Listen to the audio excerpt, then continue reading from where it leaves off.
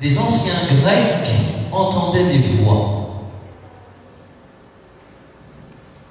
Les épopées homériques sont pleines d'exemples de gens guidés dans leurs pensées et leurs actions par des voix intérieures auxquelles ils répondent automatiquement.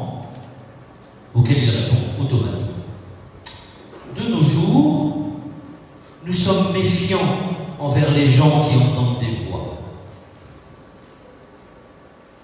Nous oublions que le terme « entendre » se réfère à une sorte d'obédience.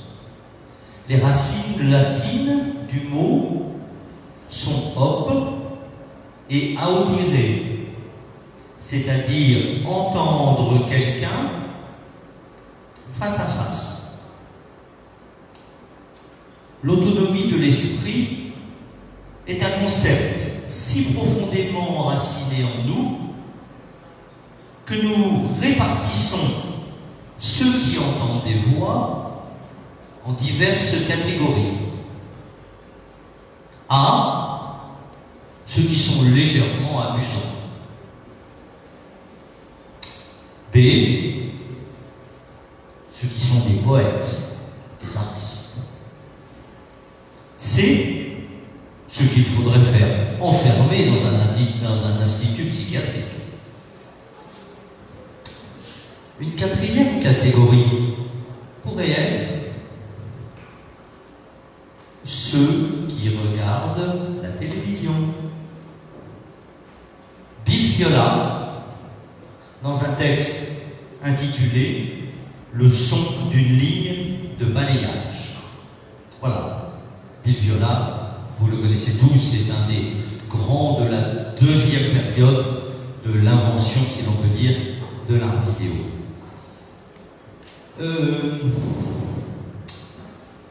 Je vais plutôt essayer de nous interroger sur qui vous êtes, vous là, qui nous sommes. Quand je dis vous, c'est moi, c'est pareil. On est fait pareil. On a le même cerveau, on a le même appareil de perception, de réception. Qui nous sommes? Nous croyons que nous sommes quelqu'un, nous nous affirmons, nous disons je. Pascal Quignard, écrivain français, a une remarque comme ça dans un roman qui s'appelle Vie secrète, où il dit quand même bizarre cette affaire que nous tous là, nous disions je pour parler de la chose que nous pensons être la plus unique et la plus précieuse. Le fait que nous acceptions d'employer le mot « je », le même mot « je », pour parler de nous, prouve que peut-être nous ne sommes pas très importants et nous ne sommes pas grand-chose. Alors, voilà. Ça, c'est une petite prolégomène. Ce que je voudrais vous montrer. Alors vous avez eu le temps d'observer ce tableau. On va jouer essentiellement entre deux images, deux tableaux. Tintoret, XVIe siècle, Suzanne Aubin, ou Suzanne et les vieillards. Ce tableau est au musée de Vienne, en Autriche.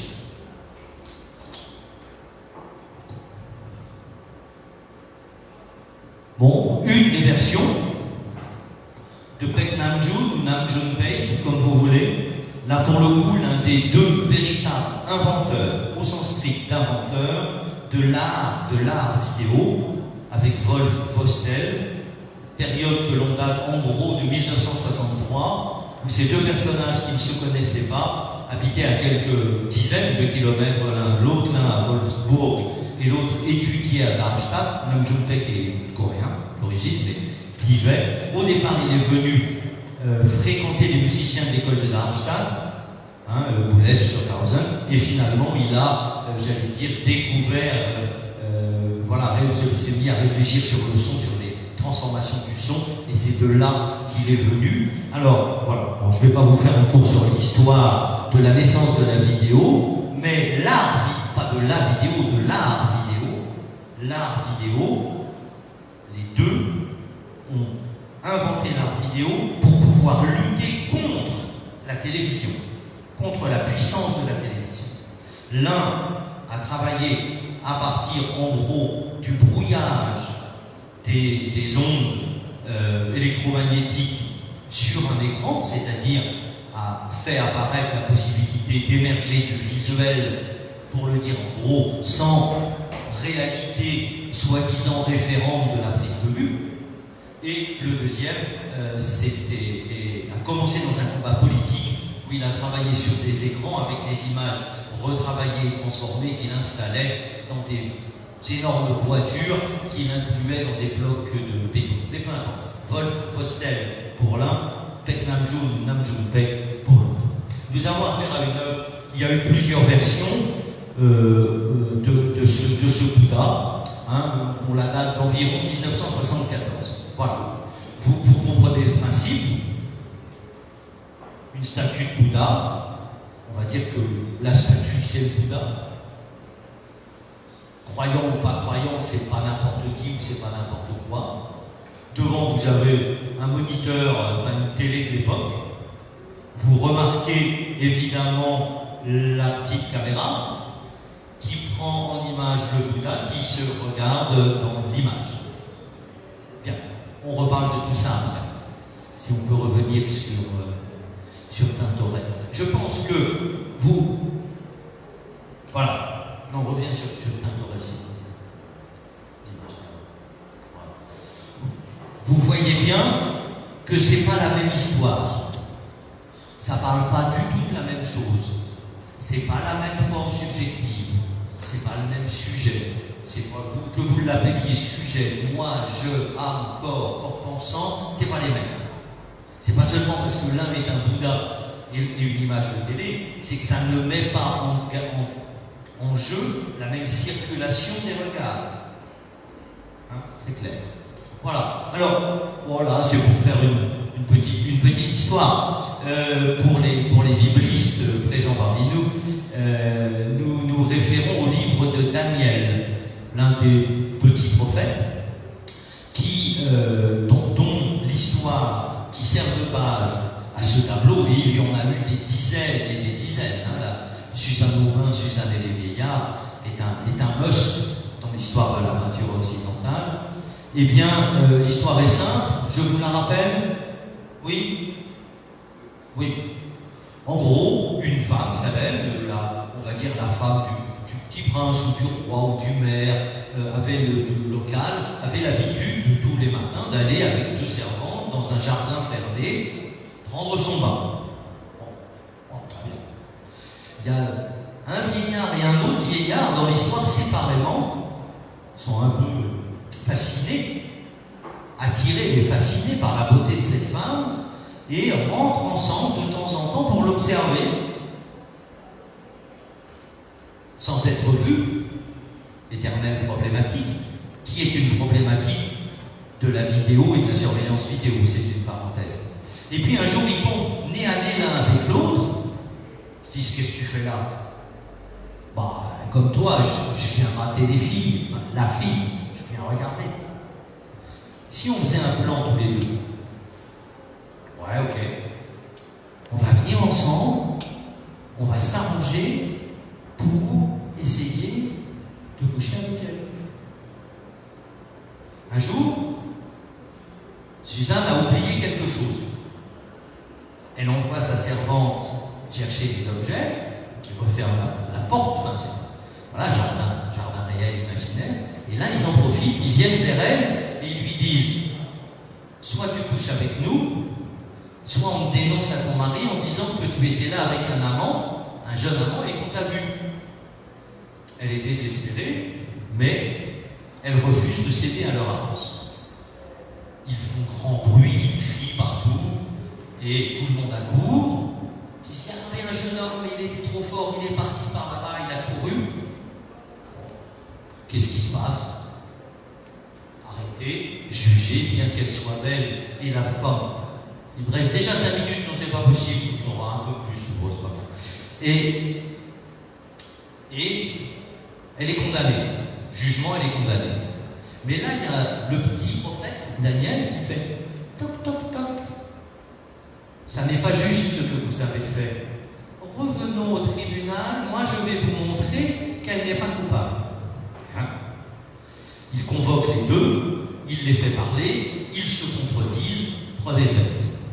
Bon, j'ai été un peu longtemps. Qu'est-ce qui m'intéresse? C'est que vous regardiez le système que l'on pourrait appeler classique, qui est encore en partie le nôtre, en tous les cas auquel nous nous accrochons, comme on s'accroche à, j'allais dire, à un fil qu'on pend et que si on lâche, on tombe et on meurt, et nous on croit toujours que on est dans ce système-là global, qui lie les regards, qui lie la vision, à quoi? Vous le voyez, il y a un miroir. Vous le voyez, il y a un regard dans le miroir. Vous le voyez, il y a un regard un petit peu pervers par en dessous.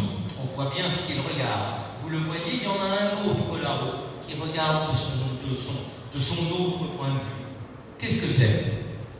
Au fond, c'est l'histoire d'une fascination. Fascination, mais par quoi? Par le désir et par la beauté. Circulation des regards. Un regard qui se regarde lui-même, c'est celui de la femme.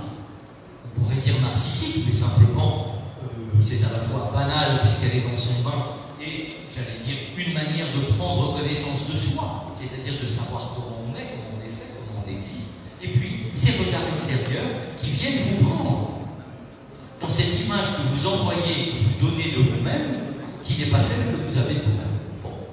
Ce qui nous intéresse là, c'est qu'on a affaire à une structure qui est la structure du regard, la structure du désir, dans une circularité complexe. Juste pour rire, mais en plus, je m'amuse à voir, et c'est de la surinterprétation qu'il faut prendre pour ce qu'elle est. Je m'amuse à voir dans ce tableau, vous voyez la perspective avec l'arche qui est au fond du tableau.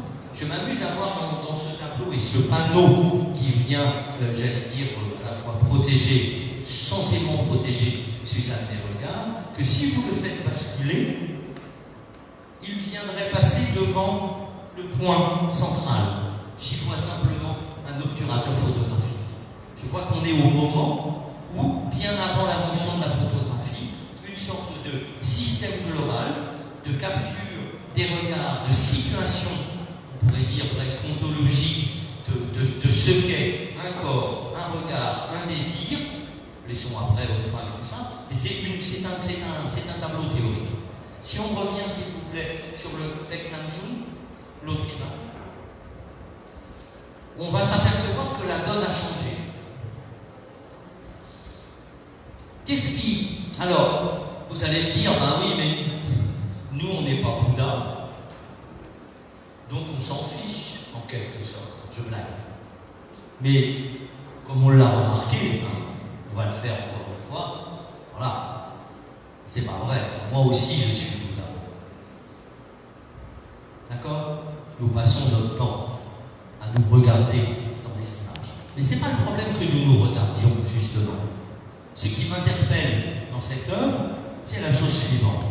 C'est un dispositif rarement évoqué, absolument essentiel et absolument central dans la structure fondamentale de notre rapport avec la vidéo, au-delà de l'art, c'est la boucle. L'image passe et tourne. Deuxièmement, nous avons affaire, si nous décrivions, si nous faisons un travail d'analyse d'œuvre normal, nous décrivions l'œuvre et nous dirons nous avons une statue de Bouddha, donc représentant Bouddha qui vaut pour Bouddha, l'œil fixé sur un écran, dans lequel il aperçoit une image de lui-même qui est projetée en permanence, enregistrée en live, elle est enregistrée en direct et projetée en permanence par la boucle, j'allais dire, de télévision-écran que nous connaissons. J'ai pas de réponse, mais il y a une question.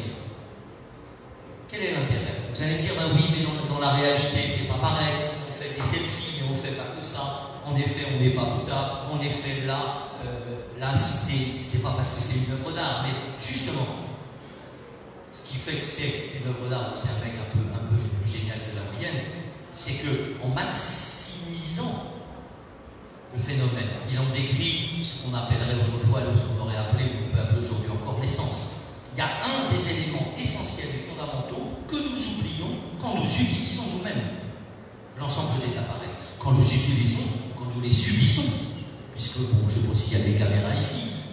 et s'il y en a, elles nous regardent et nous sommes pris dans la boucle. Nous sommes le Bouddha en permanence, et pas seulement le Bouddha de nous-mêmes.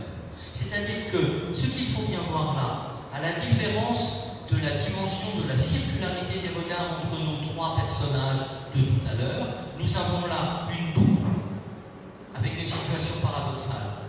Nous sommes inclus dans la boucle et nous en sommes exclus. La boucle qui nous constitue dans le champ des images est en même temps la structure qui nous exclut de nous-mêmes, de ce nous-mêmes, on va dire, auquel nous croyons appartenir encore, et que le tableau de Tintoret nous présentait, en quelque sorte, dans une situation là aussi traditionnelle. J'aurais pu choisir d'autres tableaux, mais celui-là me semblait assez particulier. Voilà, je crois que 5, 4, 3, 2,